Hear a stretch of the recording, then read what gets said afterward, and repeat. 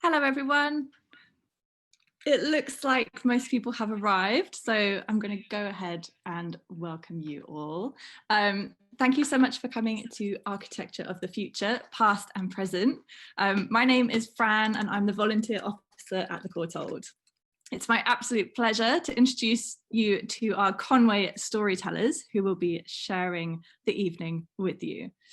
So first of all, just a little bit about this event. So this event is part of the National Being Human Festival of the Humanities, which is taking place across the UK between the 12th and the 22nd of November. There's lots of events on, so check them out. Being Human is the only national festival of the humanities, and it is run by the School of Advanced Study, University of London, in partnership with the Arts Humanities Research Council and the British Academy. So check out the full programme at beinghumanfestival.org, and you can follow the festival at Being Human Fest on Twitter, Instagram, Facebook, and the hashtag is #BeingHuman2020. We will be sending you a survey at the end of today's event, and we'd really appreciate it if you could fill it in. It really helps the festival, and it's also really helpful to us because this is our first Conway Storytellers event, so we'd love your feedback. Now, usually, here are our lovely volunteers. Normally, volunteers at the Courtauld are based on site at Somerset House. This picture is just a few of the 1,000 people who have donated their time to the project since 2017. And the Conway Library is in the basement of Somerset House, and it holds about 1.5 million items. These are all photographs of art and architecture, all arranged in red boxes. And since 2017, volunteers have been busy hand labeling and photographing every single item. So this is a peek into our photography vaults. We've got Becca and Julia and Ray here, who are some of our volunteers, busy making photographs. Obviously, we had to stop doing a lot of that activity since March. We have been able to get in a bit between the lockdowns, but not as much as we would want to. So this event grew out of a way of sharing the fabulous kind of photographs in our collection, and also allowing our amazing dedicated volunteers to share their knowledge about our collections with all of you and kind of give you a sneak peek. So this afternoon, and I'm going to stop sharing my screen so you can see everybody's face, hopefully. This afternoon, you'll be hearing from Norman, Meredith, Mihaela, Phoebe, Natty, and Gill. We're going to hear each story in turn, and then we'll have a Q&A at the end. Caroline is here. She's the volunteer manager at the Courtauld, and she will be looking out at the Q&A, looking at your questions coming in, and she'll ask them on your behalf at the end as well. So feel free to put in the questions throughout the event. Now I'm just going to introduce our storytellers before handing over to them. So we've got Norman Bailey. He's a visual artist and performance artist. He combines Afro-Caribbean storytelling with digital media to create immersive storytelling experiences. And he also teaches storytelling skills. He's a guest lecturer on the BA Applied Theatre course at the Royal Central School of Speech and Drama, and as creative director of Storybookers, he delivers creative programmes for young people in some of London's most at-risk areas. We've got Meredith Loper, who recently graduated from UCL, where she studied the MA in Art History, specialising in modern and contemporary African art. She now works as a researcher in the contemporary department of an auction house, and she's been volunteering with us since March. Phoebe Day recently graduated from Cambridge with an MPhil in History of Art. She's currently working as a research intern at the Ben Gallery and Museum, and has been volunteering with us for about 3 months or maybe 4 months since I wrote this bio. Mihaela-Elena Man is a visual artist and writer trained in fine art at the Ruskin School of Art, Oxford, and she lives between London and Medias, and she's been volunteering at the Conway since August. Natty Sae Jew is an undergraduate history student at King's, just next door to the Courtauld. She's currently writing her dissertation on the theme of friendships in early modern England and has been volunteering with us for about a year. And finally, we've got Gill Stoker, who's volunteered at the Conway Library since May, and she holds a PhD in art history from King's, also just next door. So that will be enough from me. I'm going to bring back our slides, and our first presenter is Norman. So take it away, over to you, Norman. Hello, I'm Norman Bailey, and I'll be talking about this architectural photo of London's Barbican Estate.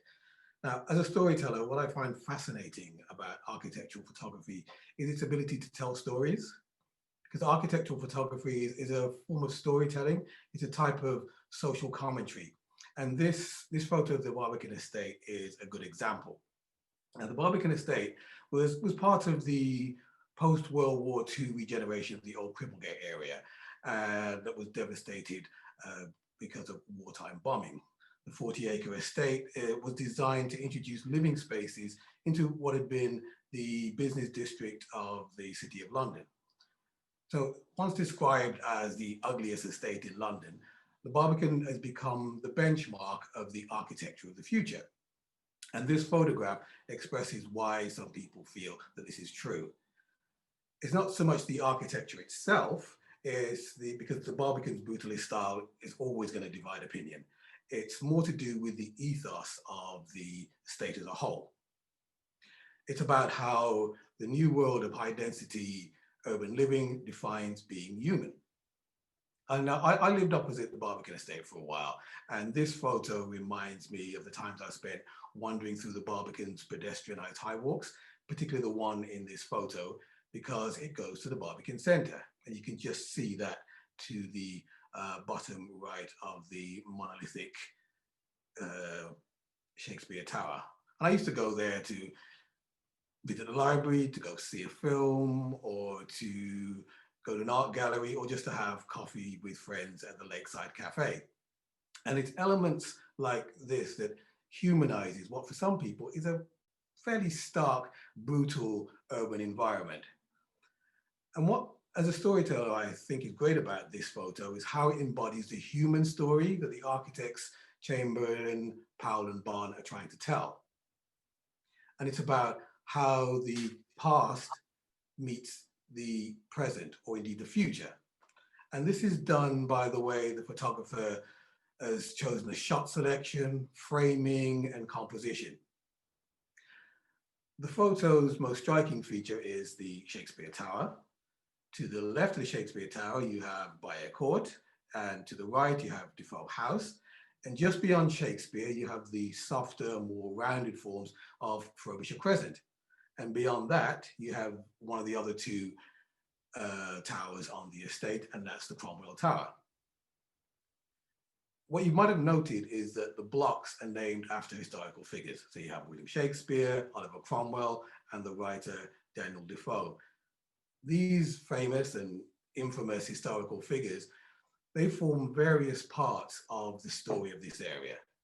How this photo pulls these stories together is by including this church here. You can just, if I can just draw your attention to this building part, sort of peeking out at the side of Defoe House. Now this is St. Giles. This was the only building on the Barbican Estate that was restored as part of the post-war regeneration. Shakespeare, Cromwell, Frobisher are all linked by this church. Shakespeare lived on Monkwell Street, which leads up to St. Giles's. Cromwell was buried there, and various parts of the sort of notorious Elizabethan privateer, Martin Frobisher, is buried at Cripplegate, at St. Giles without Cripplegate. Now, this is the architecture of the future, yet the Barbican is dripping with nostalgia and a longing to keep the past alive.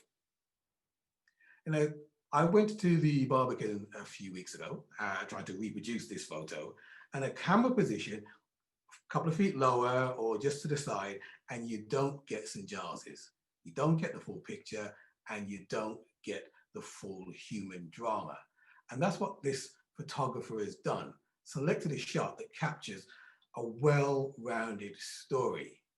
And this photo is a story of two halves. So at the top, the photographer has used a perspective control lens that makes the towers look even more imposing.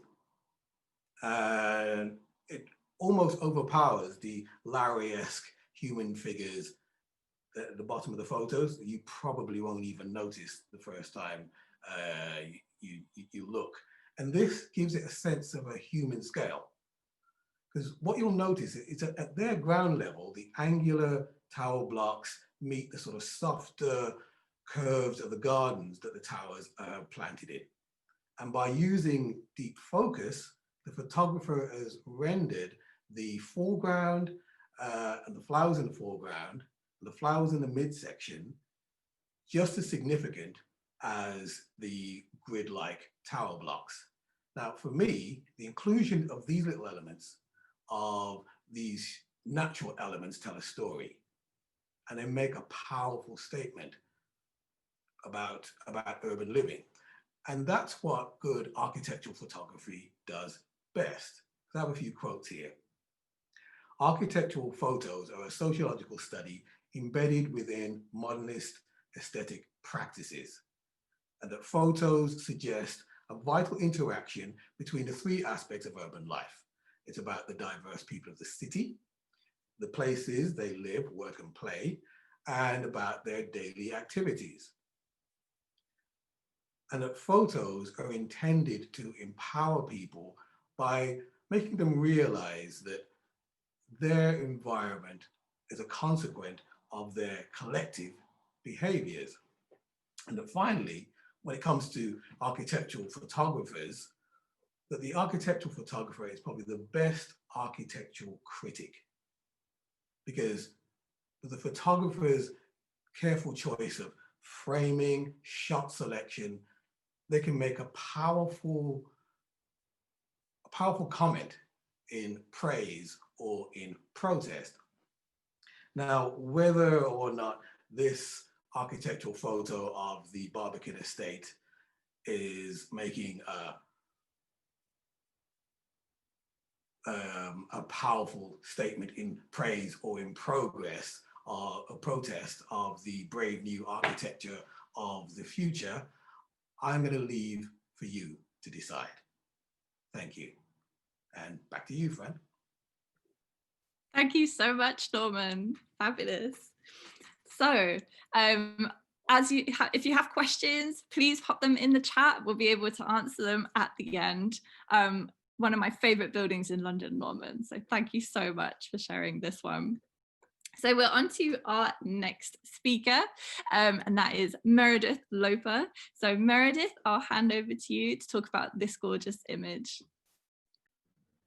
Thanks so much, Fran. Thanks so much, Norman, for that wonderful talk. My name is Meredith, and I will be speaking about this photograph of the University of Nairobi in Kenya by Anthony Kirsting.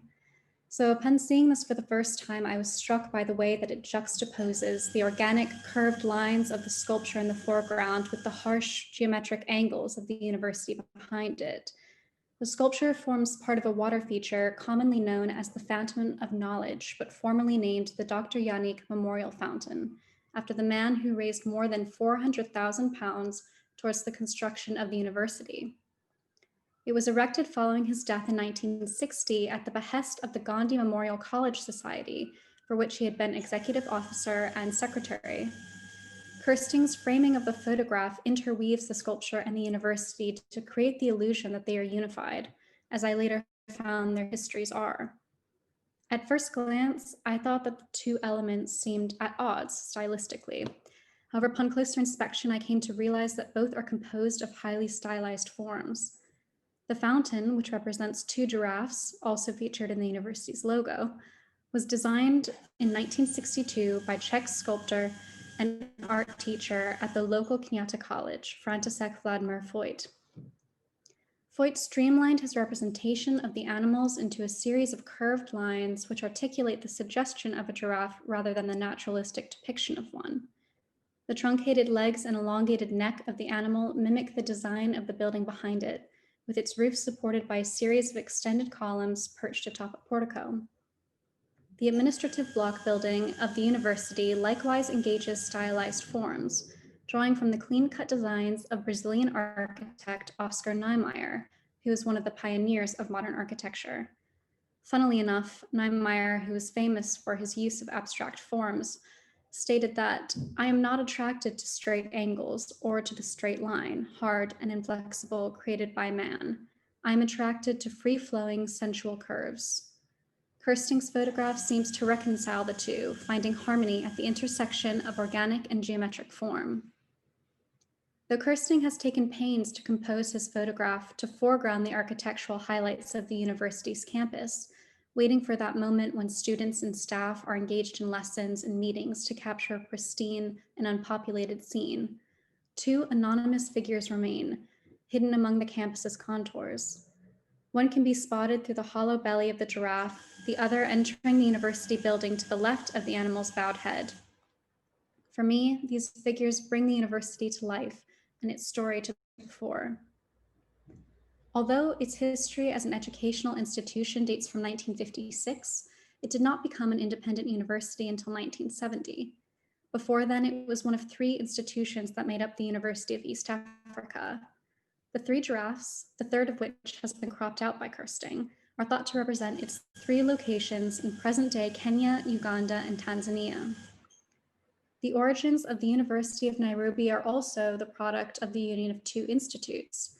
The Gandhi Memorial Academy, created as an institute for the advancement of education for all races, and the Royal Technical College Nairobi, created by the colonial government in Kenya.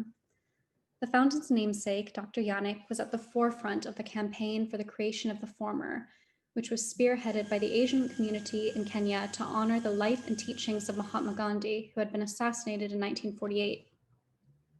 After some research, it became clear to me that perhaps this unification could be seen to take on a symbolic meaning in light of growing tensions between multiple ethnic groups vying for representation within the colonial government in the 1950s and 60s, perhaps foreshadowing Kenya's move towards independence.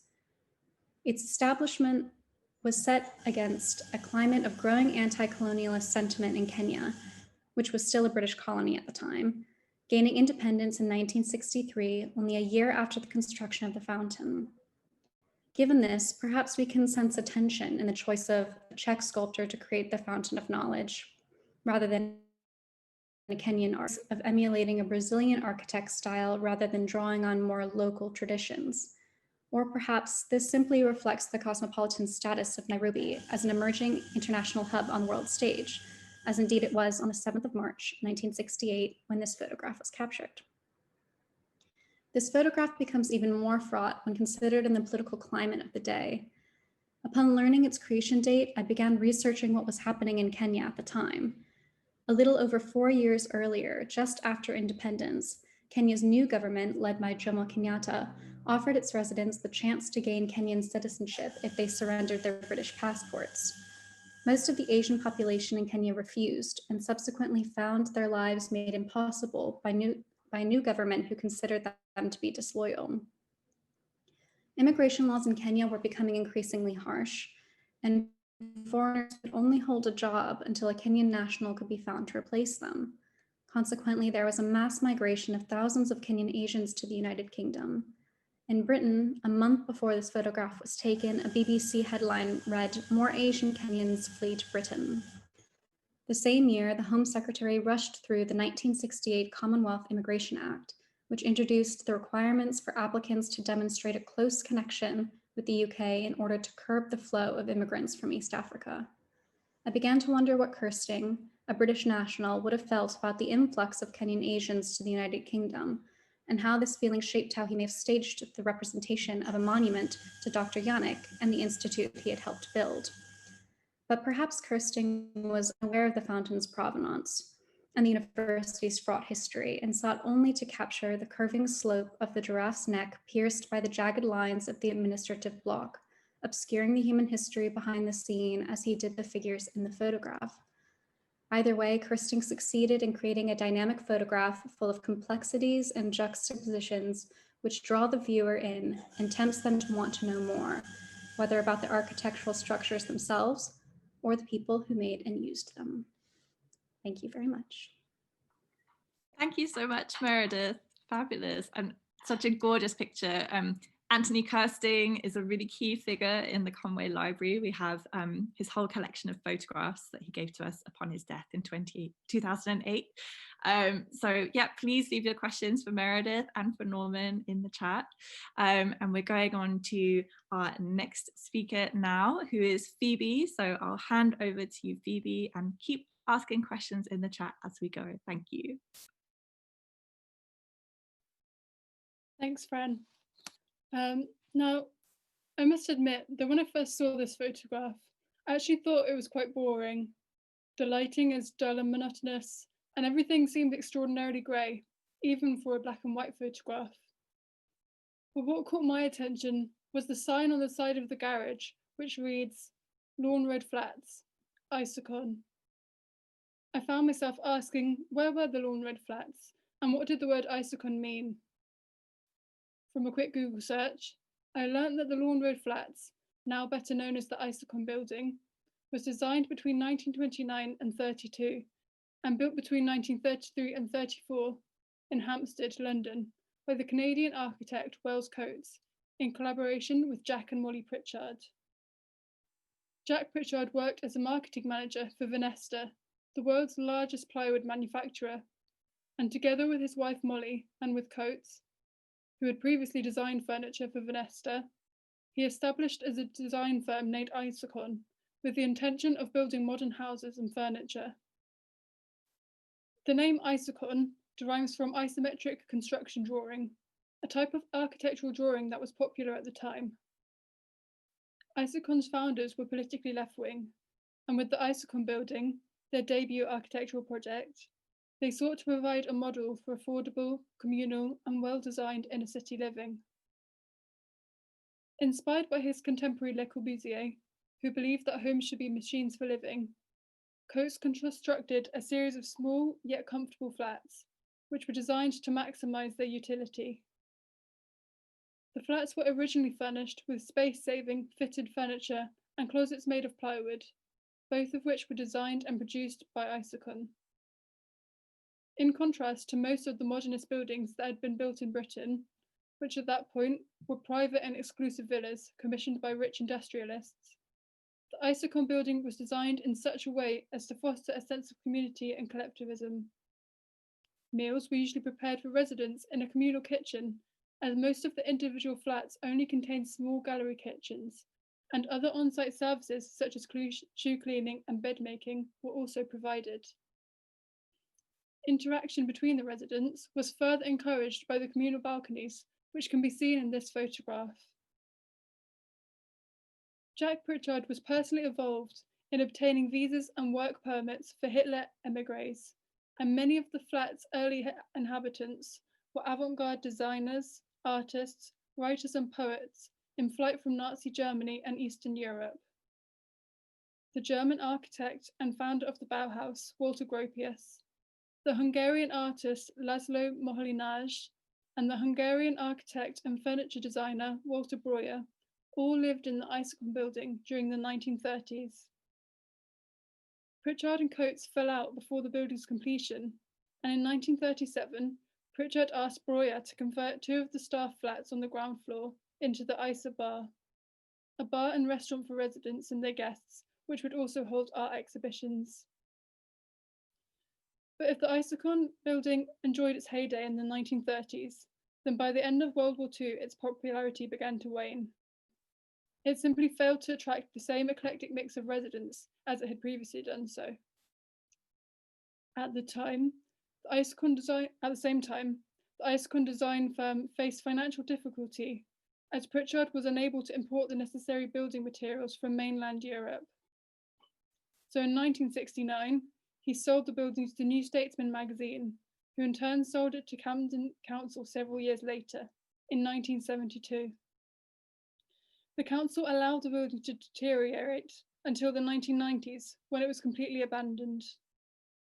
And the photograph in the Conway Library's collection was taken in 1972 by Tim Benton, an architectural historian who specialises in interwar European architecture and design. This photograph is one of several that he took of the building at this formative moment in its history.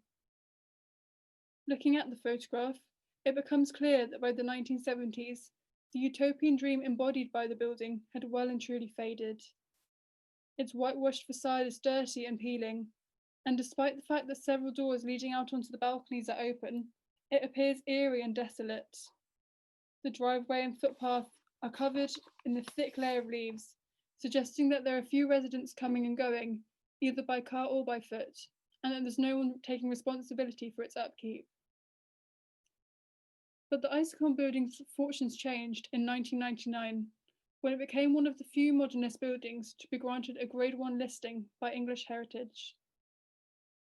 Camden Council decided to sell the building to the Notting Hill Housing Trust on the condition that they renovate it in accordance with plans drawn up by Avanti Architects, a firm which specialises in refurbishing modernist buildings. Today, the restored building consists of 36 flats, 25 of which provide accommodation for key workers under a co-ownership scheme.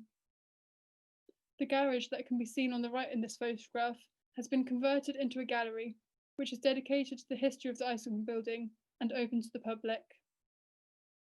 In 2018, an English Heritage Blue plaque dedicated to Gropius, Moholy-Nagy and Breuer was added to the side of the garage. Now, it's been 85 years since the Icicon building first opened, and yet, today, in the face of a national housing crisis and an international migrant crisis, we could do well to reflect upon the aspirations of its founders, namely, to build homes that are affordable yet well designed, and to provide shelters to refugees and recognise their contribution to society. So yeah, that's it. Thanks everyone for listening. So yeah, back to Fran now. Thank you, Phoebe. Fabulous. Such a gorgeous building. I have been able to go and visit it on one of my daily lockdown walks, and it is looking in much better shape now than in this picture. I can see that we've got some great questions coming in, so please do keep those coming. We're now going on to our next speaker, and that is Mihaela. So I'll pass over to you, Mihaela. Thank you so much, Phoebe, for your thoughts on the Icicon building. I very much resonate with your presentation, particularly because I think I'm going to touch on an equally dull image, I think. So here we go. So my name is Mihaela, and in my storytelling session, which I like to call Towards a Green Modernity, Gardens in Burgveld, we will uncover the relationship between humans and the natural environment by surveying one of the first garden suburbs created in Europe. So I will use a diorama-like approach to thinking about this photograph, the photograph that you see. For those who don't know, a diorama is a small-scale replica of usually a natural or a historical scene, which is made of 3 parts. So you have a painted background, a foreground, and in between you have taxidermy species or other small figures made out of clay, cardboard, or plastic. So while slowly unpacking the various layers of the picture you see through my diorama-like approach to storytelling, I will touch on the infrastructure, the flora and fauna, the social impact, as well as on a few afterthoughts that the Römerstadt estate, constructed by Ernst May in between 1927 and 1928 in Frankfurt, triggered in me. So on this occasion, I'm gonna jump to the first layer of my diorama. And I'm gonna start by saying that, you know, my exploration of the pretty much bland picture you see would not have happened were it not to be for the massive frustration that the tree on the left-hand side which I highlighted in a saturated green color, triggered in me. This perhaps deliberate gesture of photographer Tim Benton to capture the leafy branches of this tree in the foreground made me question what particular relationship could the natural environment share with the suburbs Ernst May created shortly after the First World War in Frankfurt. I'm now moving to the second layer of our diorama, in which I highlighted the terrace house with a light ochre color. I see this diorama to represent the infrastructure of May's council housing in Frankfurt. And I think that on this occasion, it is essential to get to know the architect and his architecture a bit by mentioning some of the people who influenced May's very sensible approach to green and domestic spaces. So May studied at University College London from 1908 through 1912 under the supervision of an English architect called Raymond Unwin. Now, Unwin was the first one to build a garden suburb in England called Letchworth Garden City, together with the English-born Ebenezer Howard.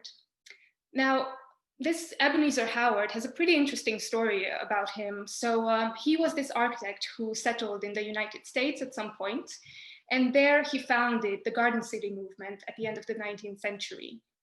And this was a movement that, well, materialized into lots of ways, from manifestos to poetry to architecture. And it was this movement that stood for the desire to live harmoniously with nature by merging the characteristics of a countryside environment with the city.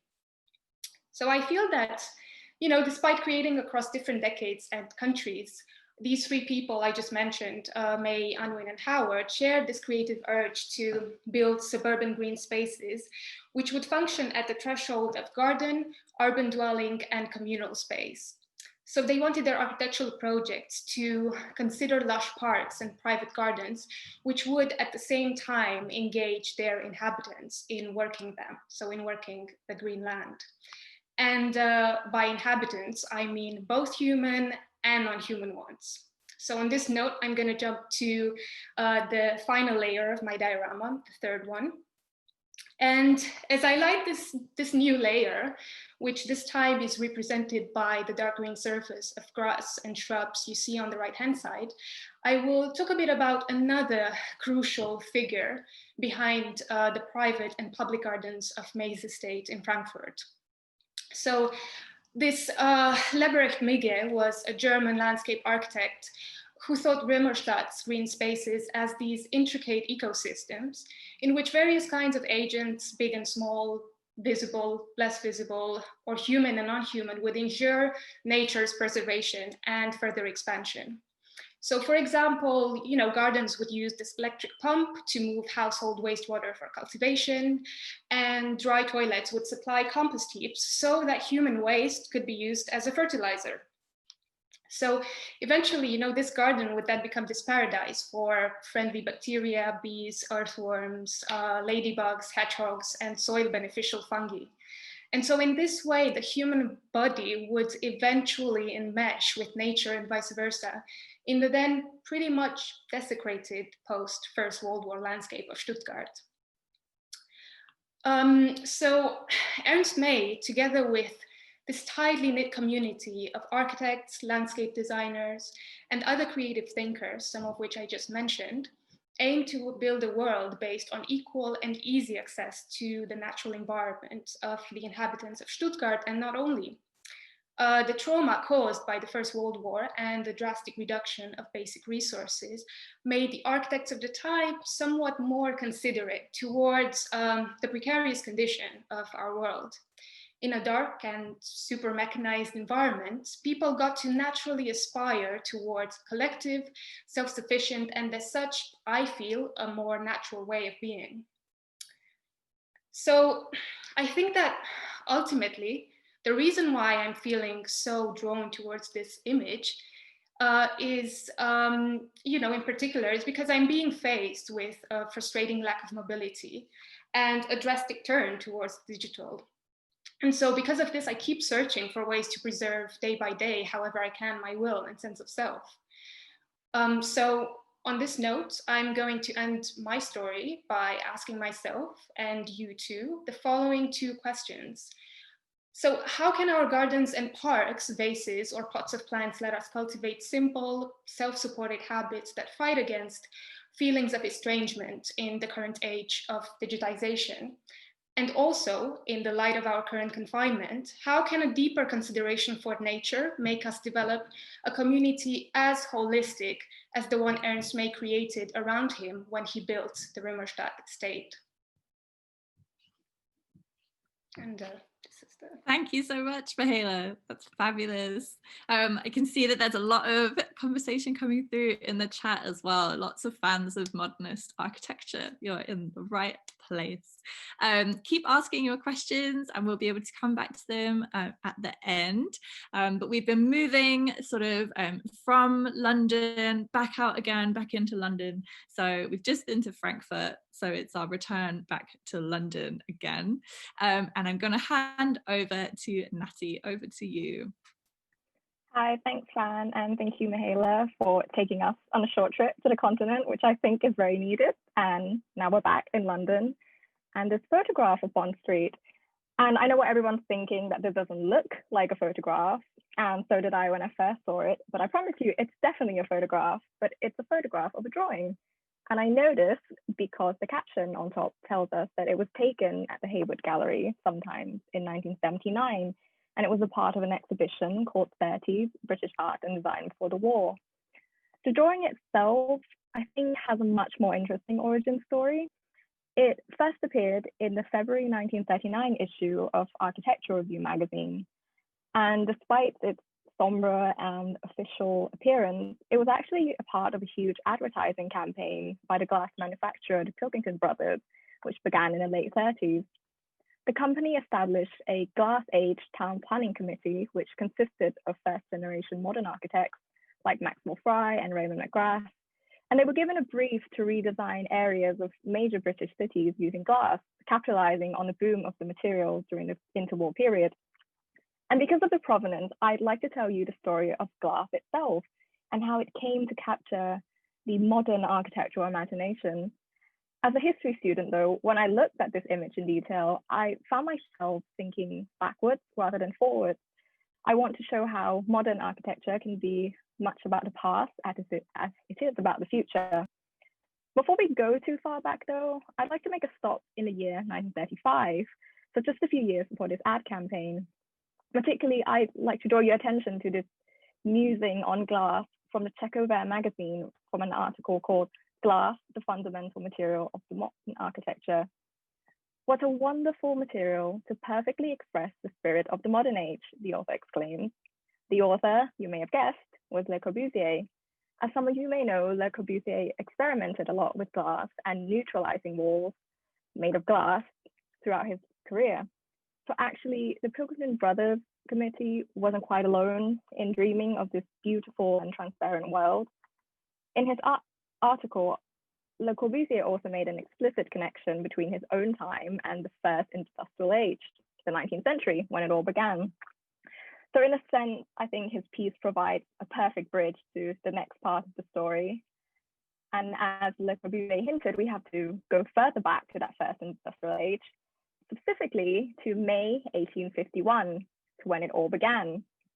Just next door to Old Bond Street, where this image is situated, the Great Exhibition, it was open in Hyde Park, and it was held in this purpose-built megastructure, the Crystal Palace. The palace was actually designed not by an architect, but by a greenhouse maker called Joseph Paxton. Apparently, he designed it in just 10 days, and they only had 9 months to build it, which is very impressive because it involved nearly 1 million square feet of glass. In total, 6 million people visited the Great Exhibition, and the palace itself became sort of the talk of the town. It became the subject of so many creative works, philosophical meditations, and private discussions. For many, visiting the palace was a very emotional and quasi-religious experience. One visitor described that it was like dreams and of beauty and light and power, unsurpassable, indescribable, unique, amazing, real. The glass culture of the 19th century, with its very introspective and philosophical edge, may have been quite peculiar to its time, but I feel like the experiences of the Victorians and what they've left behind us has left quite a profound impact, which can be felt until now. So returning to our image, you could see remnants of the Crystal Palace within the design, especially if you look at the rows of building on the left-hand side of the image. There are those curves that seem to give the building that Victorian greenhouse aesthetic.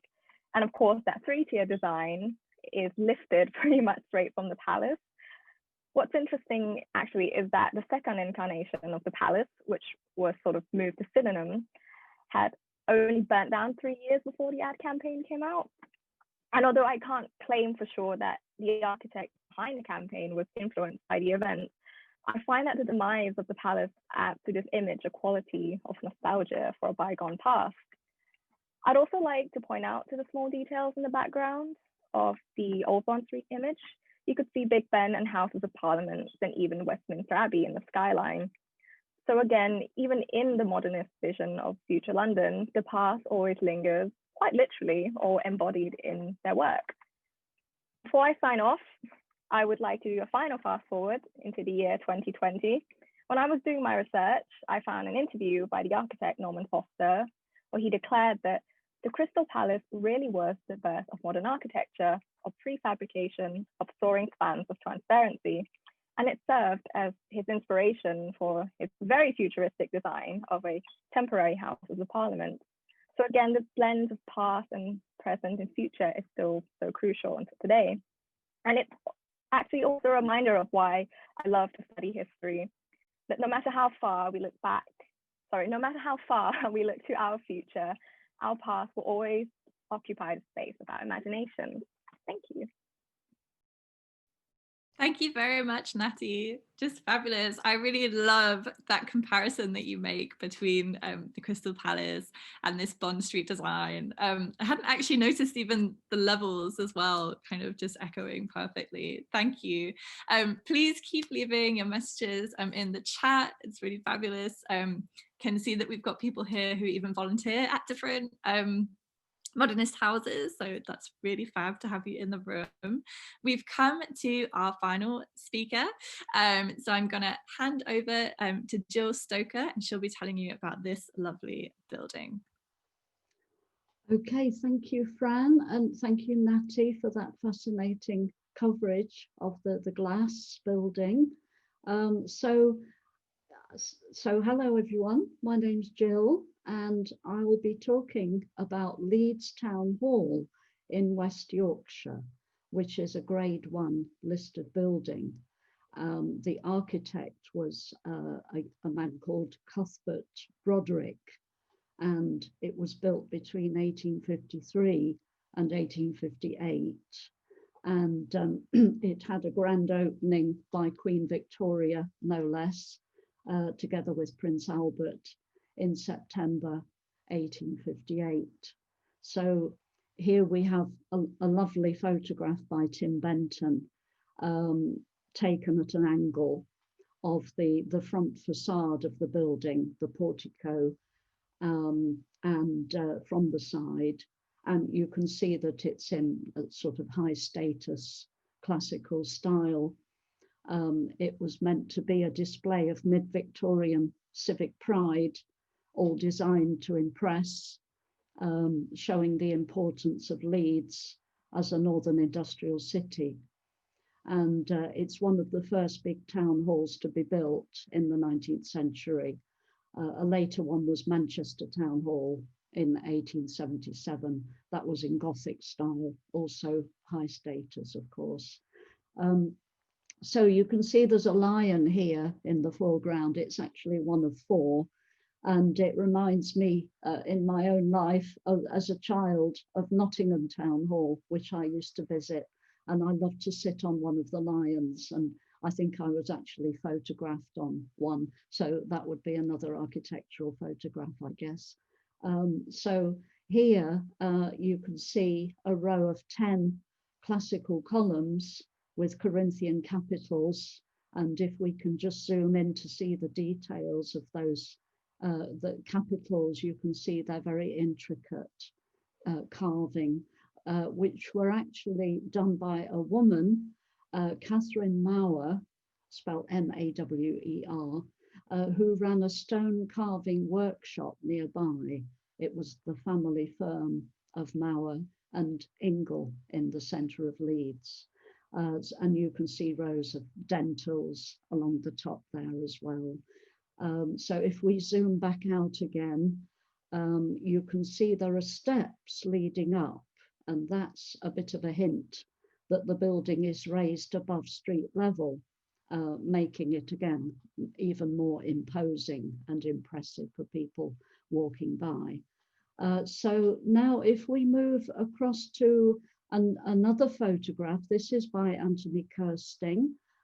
As Fran says, a very important photographer, as is Tim Benton in the archive. This is taken from a much greater distance from across the road, and you can see much more of the building. You can see the squareness of it. And if we can zoom in again, a rather grand Baroque style clock tower, which has clocks on all four sides. And again, carrying on the style, the Corinthian style, the Corinthian columns supporting it. So if we can zoom back out again to see the full building. So the architect Broderick, he was quite a young man at the time, around 30, when he won a competition to design the building. And he was from quite a well-off family based in Hull, which is on the east coast of Yorkshire. And there was enough money for him to do the grand tour, and he visited Italy, obviously lots of classical buildings there, and he studied architecture in Paris, so that was an important influence. So his design was large scale, ambitious, expensive, and of course the cost increased during the construction period, as it tends to do. The clock tower was an afterthought, not in his original plan, and I think it makes the building even more imposing because of the height. So the building originally contained law courts and some rather grim prison cells in the basement, a council chamber, other rooms and offices, and a big public hall, big rectangular hall in the middle. And the interior design of the hall by a man called John Crace is incredibly ornate. It's got a barrel vaulted ceiling, plaster flowers, chandeliers, and again, more Corinthian pillars in pairs. And someone once commented that being inside the Great Hall was a bit like being inside a wedding cake. It was just so ornate. Nowadays, the City Council is based in another building, and this one is used mainly for concerts and other big public events, regular organ recitals, the triennial Leeds International Piano Competition, and a film festival, among other things. Personally, again, I was in a concert, or maybe two, I can't quite remember, because it was about 40 years ago, when I used to sing with the Royal Choral Society, and that was based in London, but we went up to Leeds, especially to do concerts. And if you think of the Albert Hall in the BBC Proms, with the organ and the organ pipes and the raked seating for the choir, the big platform for the orchestra and soloists, then the Leeds Concert Hall is very similar, except it's rectangular rather than circular.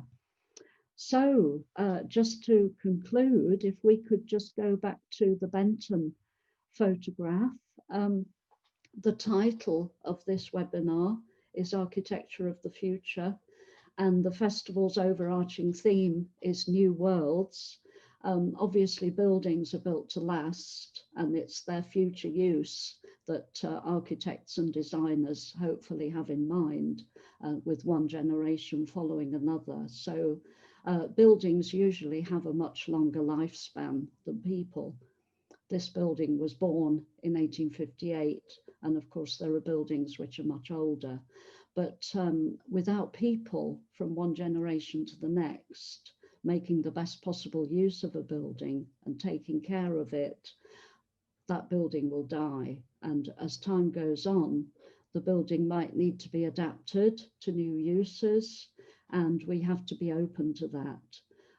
For social, community, cultural activities, which are all part of being human, the title of this festival that we're taking part in. So I feel it's a two-way process. Buildings are for people, and people give life to buildings. Thank you. Thank you so much, Jill. Fabulous.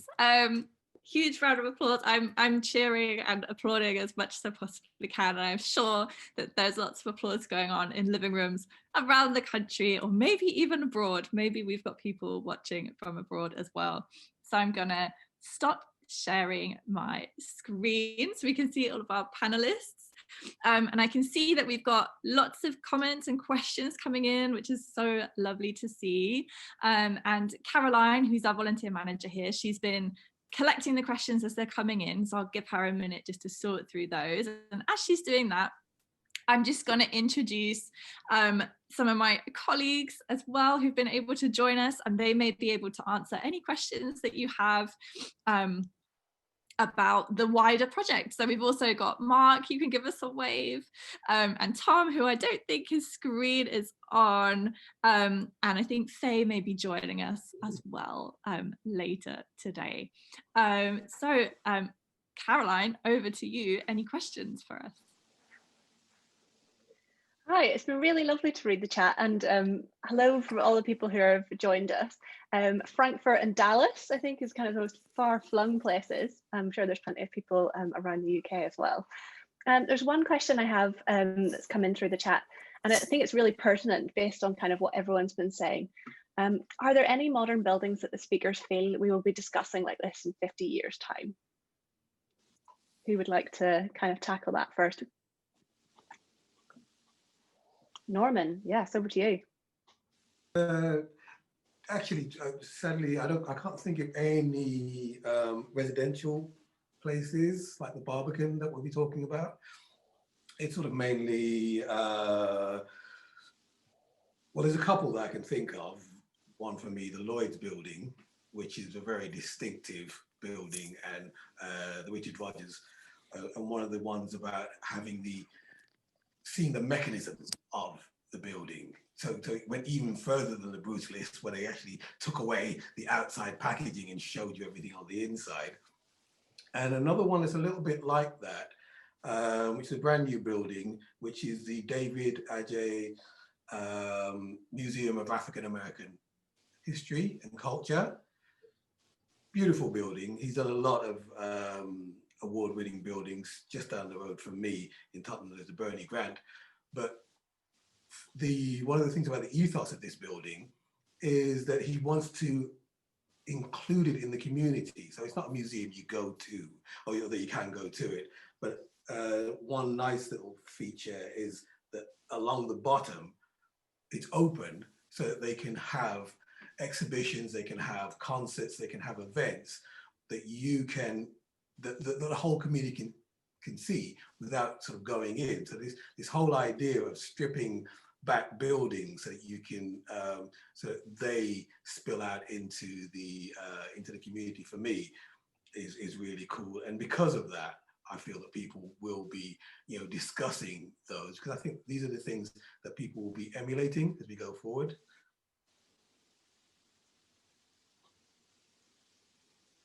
Lovely. Fran, do you want to chip in? You've unmuted yourself. That was an accidental unmute.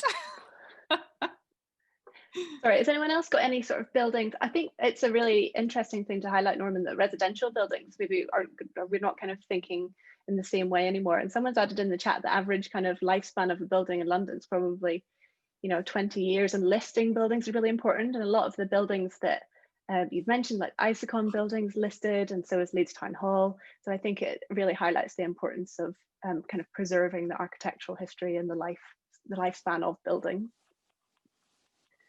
Right, lovely. We've got quite a few fans of modern and brutalist architecture, and the question that someone has asked, which I kind of is quite pertinent, is why do you consider these photos dull? And I think that's directed towards Mihaela and Phoebe. And someone else has chipped in and said, I agree, they're wonderful, especially as a fan of modern and brutalist architecture, and from someone who volunteers at another kind of modernist site. So maybe if you think about it in specific context of the image itself, I don't think you're saying that the buildings are dull, but if you'd like to elaborate a little bit more on that. Yeah, I can pop in. I think that what I meant by dull was more flat, I guess compositionally flat. And for example, when I started researching my image, or I mean, I guess the reason why I kind of went to think about this image that I just presented so much was because there was this flatness. I felt that it didn't leave me with too much information, precisely because there was this massive thing in the foreground obstructing almost 50% of the image. And so I think that, yeah, I think that maybe dull is not necessarily the right word. Maybe I think flat in the case of my photograph would have been a more appropriate thing, which is why I then started to think about my storytelling session in a much more spatialized way. So how can I unflatten in a way this image and create these this sort of like setting where you kind of go through all of these different picture planes and yeah, you're left with the process. But I don't know, how do you feel, Phoebe, about your image? So when I said it was boring, I thought I explained it in my talk, but what I meant was that that was kind of my initial impression, because as I talked about in the photograph, like the building's not at its best, like it's looking run down. And I was thinking, why do they have, like, obviously I could tell it was like a modernist building from the architecture. It was kind of like, why do they have this kind of like run down photo of it? So and it's not the most visually, like the composition of the photograph, for example, it doesn't even show you the best view of the building, like as an individual photograph, like because it actually kind of looks like a bit like a ship, like an ocean liner is how it's been described, and you can't really see that in the photo. So what I was kind of saying is like that was actually kind of what intrigued me, like the fact it was so dull. But I hope that in my presentation I kind of showed why like I actually became really interested in it, and I think it is like, it's not because I don't think it's an important record, I definitely do. That was just my initial impression of it. I think as well, I'll just give some context to how our wonderful storytellers chose their building. Ordinarily, in normal times, we would have set them loose into the whole collection and they could have looked through over 1 million images to choose one. But we started planning this event while lockdown was on, so we had to just pull together a few examples of images from across the collection. It was kind of the staff team made different suggestions of what to include. And I think when you've been in the Conway Library and seen the vastness of the collection, there are so many photographs that really make you stop in your tracks. That, wow, this is a really visually arresting image. And I think you become really spoiled for choice, that you then get these images that seem maybe, like what was the photographer trying to capture here? So I guess that kind of has played into the choices that have been talked about today. There are also some pictures in the collection that are like slightly wonky and kind of fun for something that should be archival, but there's a whole range of different photography styles. I think that really comes apparent in this next question, because someone has asked, I suppose it's specifically to Norman and Meredith, because they highlight the individual people that have been included within those images. And I think that it's very noticeable when you kind of zoom in and focus on them, the absence of people in a lot of the other images, and that's the decision that's been made by the photographer. So this person has asked, do you think the inclusion of the human figure within these types of photographs are integral or important to our engagement with the story of the image or the building itself? Meredith or Norman? There you go, Meredith. I don't necessarily think they're necessary to sort of instigate our interaction with the photographs themselves. What sort of captured my attention about Anthony Kirsting's photograph of the university was very much its sort of visual dynamism and all the different elements that are kind of at play there, and the organic and more geometric lines and how those interact. And I actually didn't see people at all until I kind of really did some close looking with the photograph. And I only saw one of them, and the second, it took me a couple weeks to even see, but I think they only enriched the photograph for me and helped me kind of put myself in that building and within the sort of story that they're a part of. So in that way, I think it's definitely an enriching feature, but not necessary to architectural photography necessarily. Yeah, I think like Meredith, well, actually, like Meredith, I didn't actually see the people the first month that I looked at the photo. But then it did change. It did change the story, and it did, as I said, give it a human scale. I mean, the Shakespeare Tower, when it was built, was the biggest tower block in Europe. And when you see the tower and you see the people, it does, do what architectural photography is meant to do. It's not there just to sort of show you the buildings. It's there so you can understand how the buildings and our environment and how we are affected by it. And again, with the selection that the architects chosen, by using, those people are coming towards it. I've taken enough photos with people in buildings that realize that if you allow them to keep walking, they're going to come up and they're going to be really close and really big. The day that I went there to reproduce this photo, we can't see it now, but there's some benches in the foreground next to the photo. And there were people sat there happily eating their lunch, happily interacting. And this was what I was saying about them being possibly in praise or protest. If you see those small figures, it can seem like the human being is swamped by the urban environment. Show another photo with people happily sitting on a bench, enjoying the environment. It completely changes the story. And as I say, because I know it, because I know just down those steps, you've got a big lake and a really inviting human space, it does change it. You take that away, what you do have is a load of tower blocks that if you don't like tower blocks, you're going to think that we're all going to be overpowered by the power of concrete. So yeah, for just having those little figures there did, give it some human scale for me. Yeah, I think I would say also, I think there's possibly one person walking past Leeds Town Hall in the Kirsting photo, and I think maybe there's a car parked just outside as well.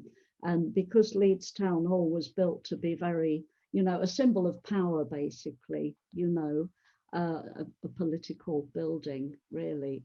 And it was built to be big and impressive and even, intimidating, maybe for some people, if they were going there to be, to have a court case or something, or going into the cells in the basement. It's a building with I think it's got heaven and hell inside it, because I saw a photo of one of the cells and it looked absolutely awful.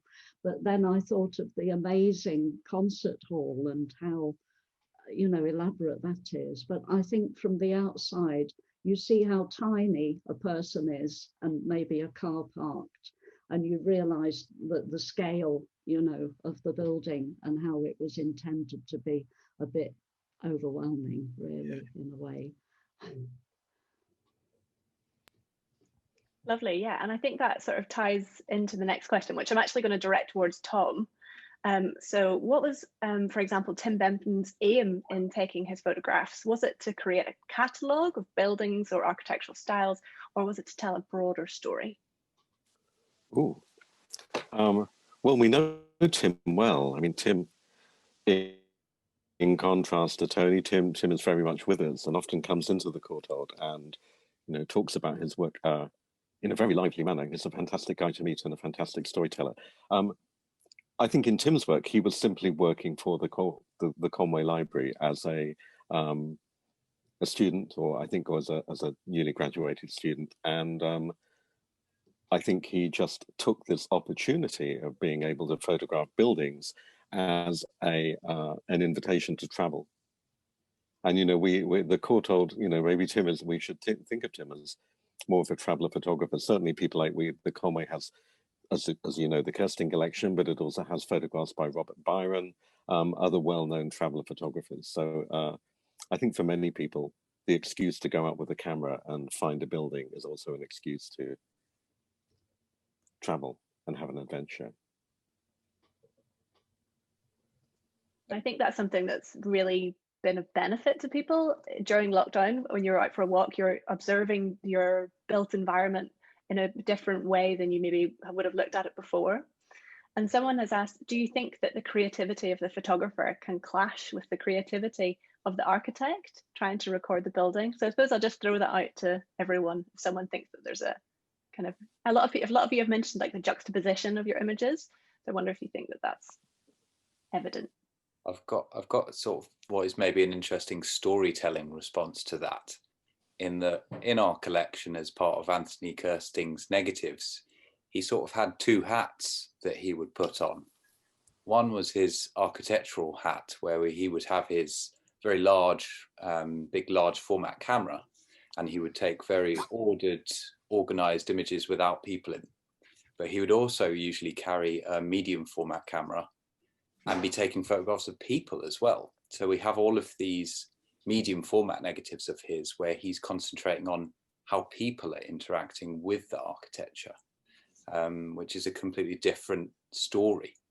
So you've got kind of the formal and then the human. So I don't know if that throws up some interesting ideas. Lovely. Yeah, I think that's really important to highlight that these are just a very small, very focused kind of collection of images, when actually we have, you know, there's millions to choose from as part of the collection. And hopefully it's inspired people to maybe investigate a little bit more. And someone has asked, what stories do you draw about the failures and mistakes of these buildings? Which I think is really an interesting question. Has anyone got anything specific about that? Norman, yeah. Well, it's an interesting thing. There's a thing about the Barbican being a mess, and also going back to the thing about the stories clashing. Your photographer's story with the architect's story. One of the things about the Barbican is it is a mess, but it's actually it was meant to be a mess. It was on Gill's point about it being imposing. This is not a working class housing estate. You always think about brutalist architecture and estates being about council housing. It is predominantly council housing, but it's an upper class estate. They made it deliberately intimidating and deliberately even hard to find the way in. So to stop people from just wandering in and wandering through. The only reason why anybody outside of the estate goes in or goes into is because of the Barbican Centre, which, if anybody remembers, when it was first opened, they had to have tram lines along the walkways to guide people through from the tube station. And it was actually meant to be even more imposing and even harder to get into. So it's kind of a deliberate thing that it's a mess, and a deliberate thing that it is imposing. And from a point of view of the photographer and clashing, then most architectural photographers are not there to just big it up. A lot of the quotes that I read are about Eric Demar, probably saying this wrong, and he photographed buildings he didn't like, and he photographed them next to natural buildings, to make a statement. So the photographers are making a statement. The one who's making a statement about the Barbican Centre is actually helping to tell some of the stories that the architects of the Barbican want to tell. So I'm kind of feeling that they're on their side. But as a photographer, if you want your creativity to clash with the architecture, please go ahead and do so. I think that's a really lovely way. And there's lots of differing views on the Barbican sort of within the chat. Some people think it's a mess. Some people think it's wonderful. Some people think it's confusing. Some people think it's brilliant. So, I mean, I think it's one of the statements of architecture, like it can be very divisive. And I think hopefully we've highlighted some of the different interpretations that different views of buildings and different kind of approaches to the people who live in them and use them. I have a question for Natty. So someone has said Pilkington Brothers were way ahead of their time. To what extent do you think that glass has been kind of utilised in contemporary or modern architecture?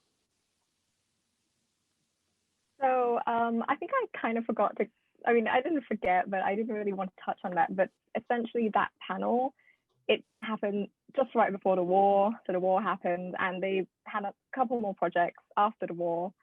And they designed some more sort of outrageous kind of glass-based architecture, which none of them were built, not the ones that came from the ads as well. But, you know, I think it still features very much as a part of modern architecture. I mean, if you look at like the Shard, which is sort of, it's quite divisive, but I think a lot of our buildings, especially sort of high rises and skyscrapers, definitely utilize like glass. So in a way, even if their projects weren't built, I think their vision and their kind of hope that glass would become this big part of future architecture, it's somewhat been fulfilled. I think what really struck me, Natty, about the design that you chose to talk about is like how uniform that design is. And you mentioned like the Shard, and if we think about the skyline of the City of London at the moment, it's nowhere near as uniform. It's all kind of these random designs. I think Jill.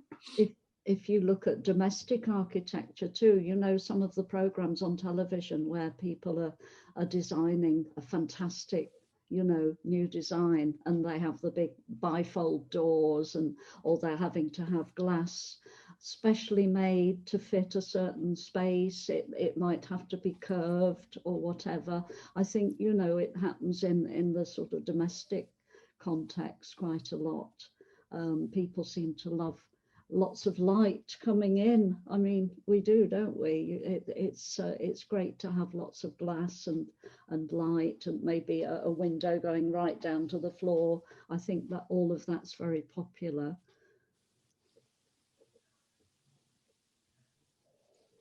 Lovely. And then I think we're kind of coming to the end of the questions now, but I do have one for Mihaela. You kind of touched on the sustainability of this development in Frankfurt. Do you want to share a little bit more about that? I think that one thing that came to my mind right now, which I could be talking about, is about, you know, the vision that they had, that the architect had at the time, and it was not a nostalgic vision, which was about, oh, you know, let's return to nature and live, you know, in peace and, you know, with animals, and then everything will be fine.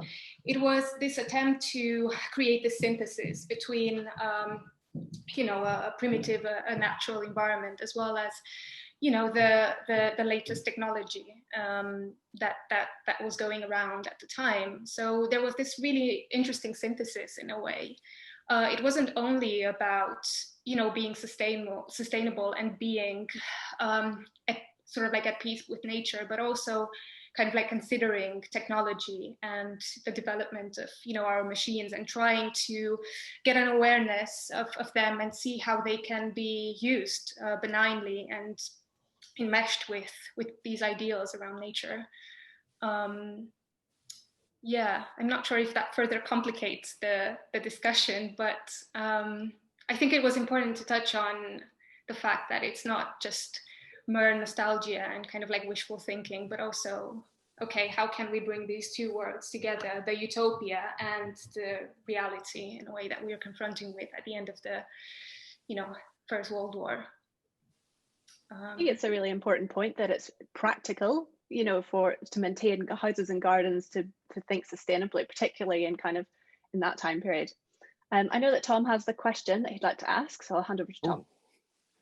Okay, just check that I'm unmuted. This is really a question to everyone who's told a story about the pictures. To what extent is your storytelling been helped or hindered or moved away from the reality of the building by the fact that we're almost exclusively dealing with black and white images? I always think that perhaps the first step in storytelling has already been taken by the photographer presenting this kind of rather abstract, removed image that happens to be in black and white, whereas of course that's just a representation. So it's really a question to throw out to everybody as to whether black and white pictures start to spur your imagination.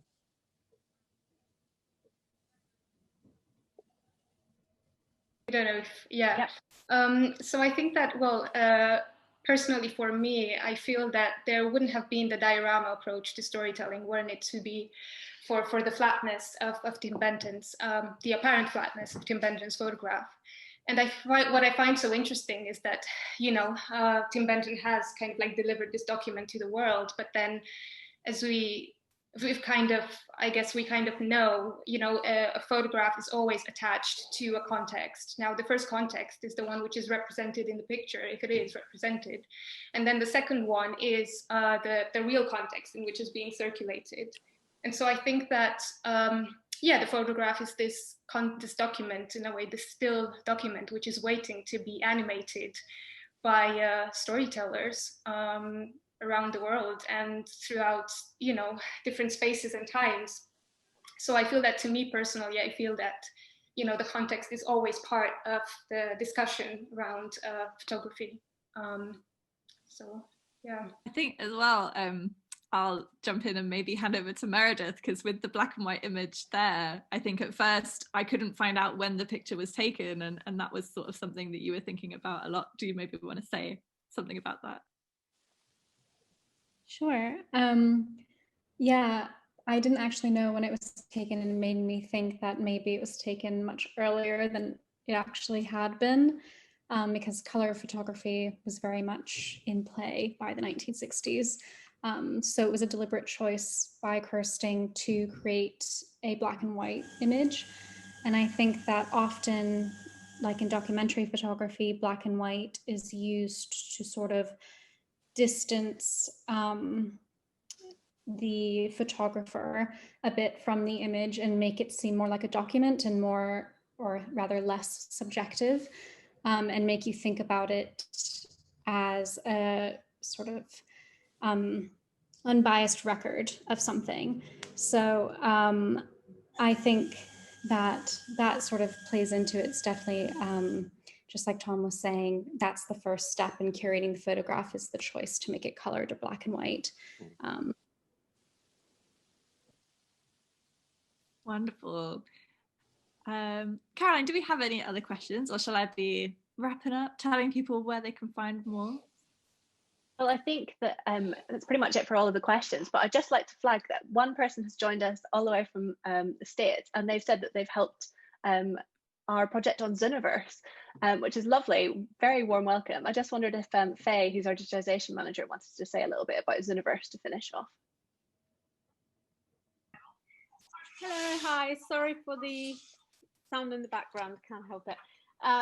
Yes, Zooniverse. I saw in the comments that a lot of you, well, a couple of you already mentioned it, and you know about it. So it is a project called World Architecture Unlocked, and it's on a platform called Zooniverse, and I put the link in the chat.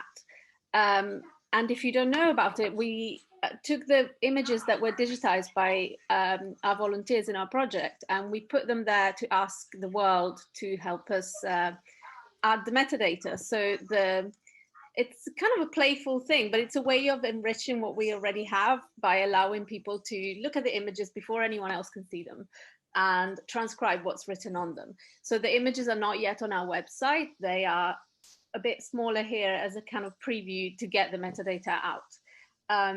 So yeah, it's relatively addictive, I have to say. You can go there, see so many images, and one after the other, look at the information and enter it.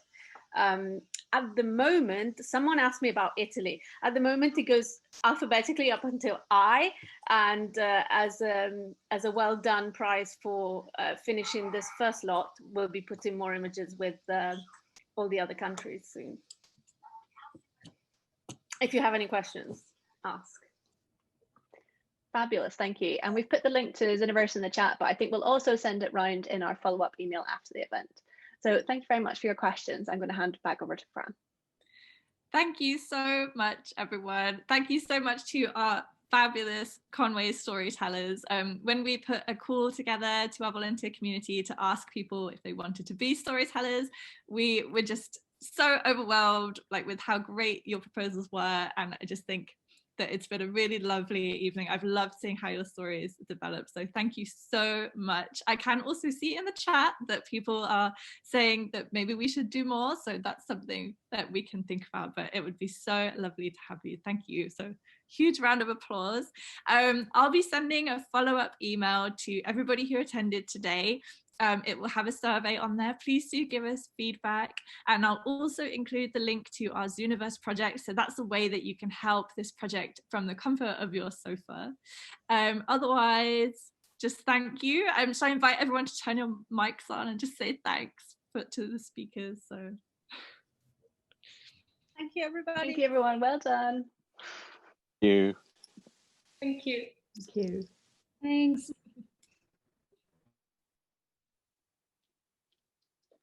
Bye.